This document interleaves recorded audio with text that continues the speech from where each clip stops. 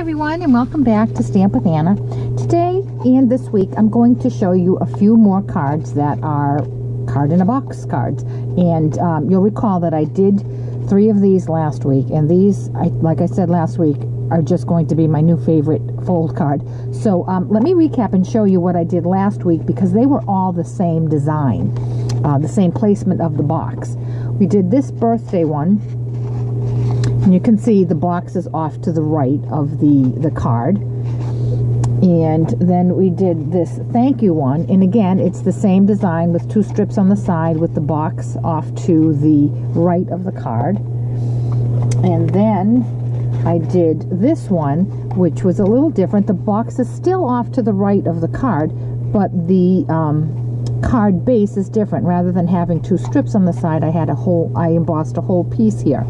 So for this week, they're all going to be Valentine's Day themed, because I'm in the middle of making these as little gifts to the other secretaries at work. So this week I am going to make one that is the typical design that we did last week, with the box to the right and the 2 strips of paper as decoration. But then later in the week I'm going to show you how to make them with the box in a different position. So like this one here, I have the box in the middle of the card. It's centered in the middle of the card. And then we'll also make one where the card is not horizontal but vertical.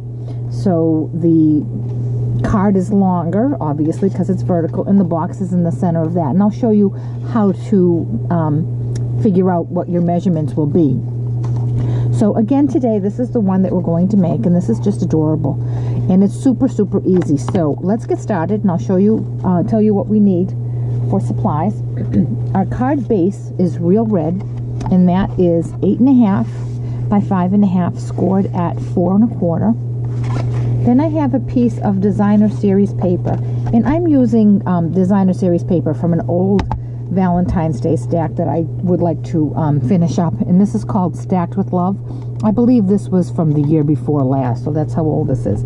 So I'm using this striped piece, and it has some Calypso coral in it, so I thought that would be a nice break from the red and white. And then also from that paper stack, I have 5 little pieces of designer series paper that coordinate. I do like to mix and match my patterns, and as you can see, those do look nice together. And for this one, I have 5 little pieces. They are 1 7/8 by 1 7/8. Then I also have a piece of Calypso coral, which is 3 1/8 by 3 1/8. And another piece of Calypso coral, which is 6 by 6. Additionally, what I have is just some scraps of paper. This is a great way to use up those little scraps you have in your scrap bucket. I have a scrap of Calypso coral and 2 scraps of Whisper White. For stamps, I'm going to use the Teeny Tiny Wishes. I'm going to use the Happy Valentine's Day stamp right here. And if there is any stamps that I can encourage you to purchase, it's this one here. These little sentiments are so perfect to just tuck into a small little tag, or tuck in somewhere in a card where you normally wouldn't have room for something so much larger. So these are perfect, and I highly recommend it. And then I'm also going to use some dies from the Layering Ovals Thinlits, and I use these a lot as well. I'm using 2 of the straight ovals and 1 of the scalloped oval, and those are part of the Layering Ovals framelits. And there are, I believe, 15 dies in here, and you get, let me see, this one goes here. So you get all of these ovals, scalloped ovals, and then on the other side of my board we have these 2. So you get 15 ovals and scalloped ovals. So those are a great purchase as well. So let's get started on the card we're going to make today, though. So first thing we're going to do is cut out the notch of our card. And what I'm going to do that is I'm going to bring in my Stampin' trimmer. And I am going to line this up at 1. I have my card folded. And the folded edge, the 5.5 inch folded edge, is along the top. And I'm going to line that up at 1. And then because my Stampin' trimmer has numbers here. I know where I need to stop. I'm going to come down to 2. Now you are going through 2 layers of Stampin' Up's thick cardstock, so you do need to bear down just a tad. So when you lift that up, you're going to scooch this over, and the edge of your card is going to go over to the 3, and your slice mark should be at the 2, because our box is 2 by 2. And again, I'm going to come down to the 2-inch. Okay? Now I'm going to turn this 90 degrees. So now I have my 5.5-inch folded edge along the left, and I have my 4 1/4 inch along the top. I'm going to line this folded edge up at 2. Because I came down 2, I want to go over 2 because I'm going to connect these 2 lines. So with my blade, I'm going to put the point right at that slice mark, and I'm going to come down until it meets this one here. And I'm going to remove that. And this should just pop right out, but if it doesn't, just take a pair of snips and help it along a little bit, because like I said, you are going through 2 layers of Stampin' Up's thick cardstock, so it's heavy. So here is, okay, and there's our box. Now I'm going to bring in some of my patterned paper. I've already cut it up, and this is 2 1/4 by 4, and this is 3/4 by 4, and these are just going to go on these panels right here. I've already got adhesive on mine.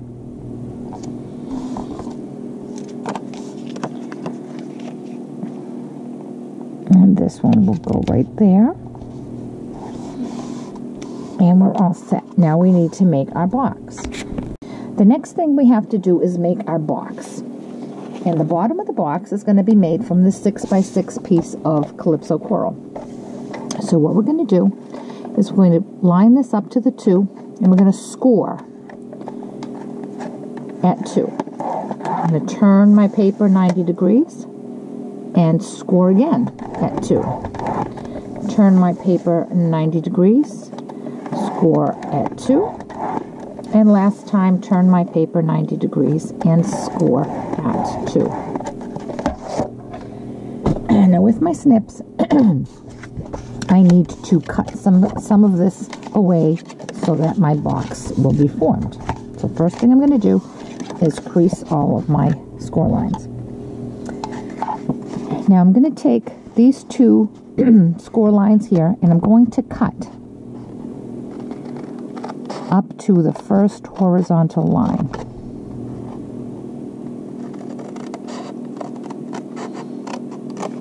Now, in case you missed last week's video, these squares are all 2 by 2, and I want them to fit nicely. I don't want any bulking, and I don't want any buckling. So when I put my box together, it's going to go like this. Now you can see, I don't know if you can see it on camera, you can see that they don't line up perfectly because they're layering on top of each other, so it's adding bulk. So in order to prevent that, what we're going to do is we're going to wedge the 2 sides of the 2 outer squares. Okay?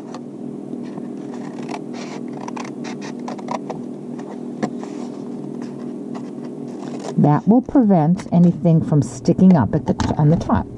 Now again, because this is 2 inches wide, when I turn this in, there's the chance that this is going to stick out just a tad over here, and I want to make sure that that doesn't happen. So again, I'm going to just trim off a little bit here.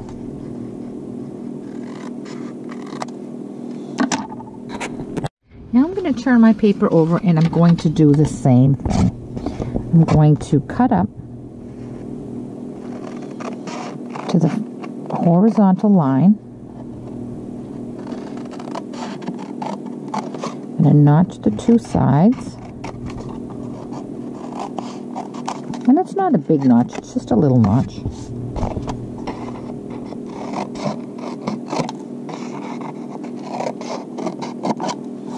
And then I'm just going to trim this.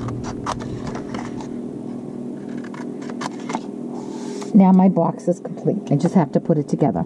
Now, when I put it together, it's going to go like this. Because my patterned paper is clearly, it has a pattern that you don't want them going wonky. You want them all to be the same direction. I can do one of two things. I can lay this out before I fold it and put these on the sides, or I can assemble my box and then be sure that I put them in the right direction. So because these are so small, I find it's not a big deal to assemble my box and then put those on. So that's what I'm going to do. And in order to assemble my box, I'm going to put some snail at the top of the ed tabs and at the bottom right where the crease is. I'm going to do that to all 4 of them.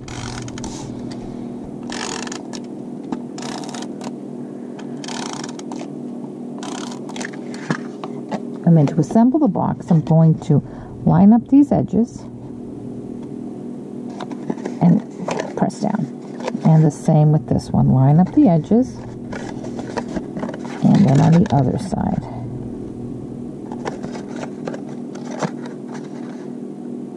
And because I took the time to cut away any because I took the time to taper those edges, you can see how nice and neat that looks on the inside. Now I have to attach my side panels. And I just put some snail on that. And because it's small enough, like I said, it's easy enough to just press that down. If you're not comfortable doing it that way, then by all means, attach your squares before you fold your box up. But if you do that, make sure you have your papers so that they're all going in the same direction. You don't want any of them to be sideways or upside down. If you have some pattern paper that doesn't have a pattern on it, it's just floral or polka dotted, you don't have to worry about that. But in this case, it's clearly a top and a bottom.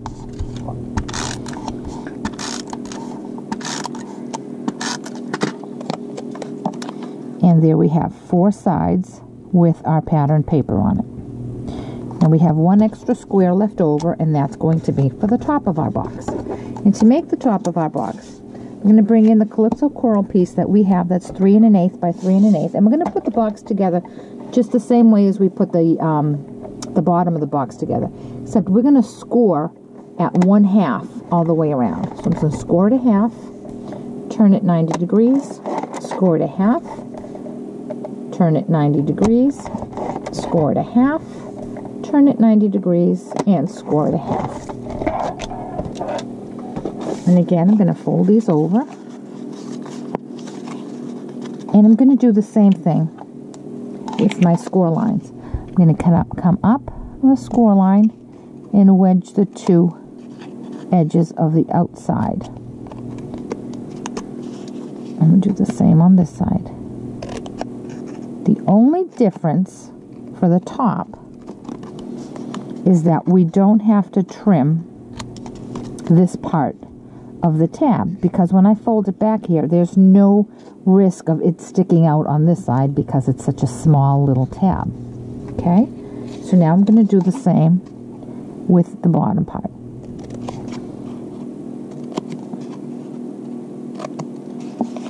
And one more.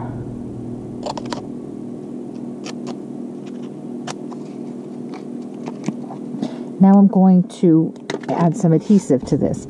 Now, as I said last week, these are little tabs, so you do need to be gentle with them. And I would recommend that you don't attach these with a glue dot, because if you put a glue dot right here, that's the only place that's going to be attached. And it's just going to look like this. It's not going to hold the whole thing down, and it's going to look sloppy. So I'm going to use snail. You could use tear tape. You could use fast fuse. You could use liquid glue. I'm going to use snail. And remembering that this is a small little tab, so you don't want to be too rough, because it'll fall right off. And then I'm going to do the same thing that I did with my box. I'm going to line up my 2 edges so that they make a nice 90-degree angle. I'm going to press firmly.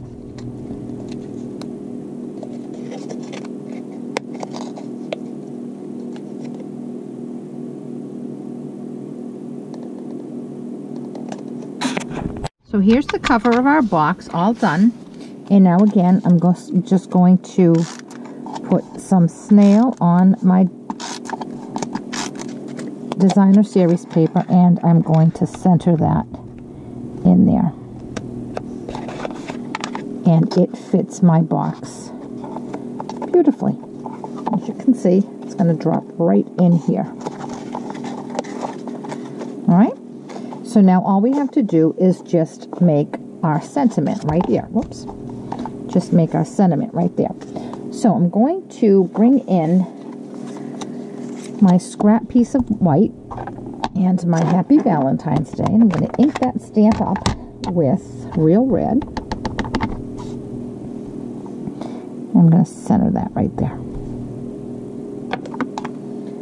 Now using my framelits, I'm going to go over to the machine, and with the small oval, I'm going to die cut that. And then because I have this Calypso coral, this striped paper is up against this red. The red is dominant, so I want to play off that Calypso coral. So I'm going to use a little piece of Calypso coral as well, and I'm going to die cut that out of the other flat oval. And then my scalloped oval, I'm going to cut out with the in Whisper White. I'm going to go over to the machine and I'll be right back. Okay, I'm back with all of my pieces, and now we just have to mount them up. So I'm going to put some snail on this one that says Happy Valentine's Day, and I'm going to center that in the Calypso coral. I'm going to put some snail on that one, and I'm going to center that on the white scallop. And then I'm going to put some snail on that, and I'm going to mount it to my card. Oop. Right about there. The last thing I'm going to do is just attach a bow to the top of my box. And I've made one with real red. You can attach this with a glue dot, you can attach it with fine tip glue, or you can attach it with a little bit of liquid glue, and that's what I'm going to do. I'm going to use a little bit of liquid glue, and I'm going to put that right in the center. I'm going to hold it for a second, and then it will stay. Now, when I put my box, my little box in my card, I do need to measure for fit. I need to make sure, while that dries, I'm just going to bring in my other one. I need to make sure that my box is going to fit snugly enough to stay, but it's not too big that it'll buckle. So you need to push your box all the way down so it sits on this ledge right here. And then look on the side. A good fitting box will have a straight A line on either side of the box. There we go. If this were too snug, it would buckle like this or like this. And all you would have to do is just shave a little bit off of the side. This one fits perfectly, so I don't have to do any cutting on it. And there it is. There's our first Valentine's Day box in a card. And I hope you enjoyed this. If you did enjoy this, certainly leave me a comment below. And I encourage you to visit my blog, www.stampwithanna, on the top that says subscribe to my newsletter. And I encourage you to do that, because once a week, usually on Tuesdays, I do send out a newsletter. And on top of all of the specials that Stampin' Up! Is offering, there's a lot of information. I always post links to all of the projects that I post on YouTube. And so if you've missed one on YouTube, you can just access that right through my weekly newsletter. And the newsletter has class information as well as other information that you might find helpful for your crafting needs. So if you have any questions at all about this project or any of the products, certainly contact me, www.stampwithanna.blogspot.com. Thanks so much, and please come back on Wednesday when we'll be making a different card. Same design, same card type, but we're just going to move our box over a bit. Thanks so much. Have a great day.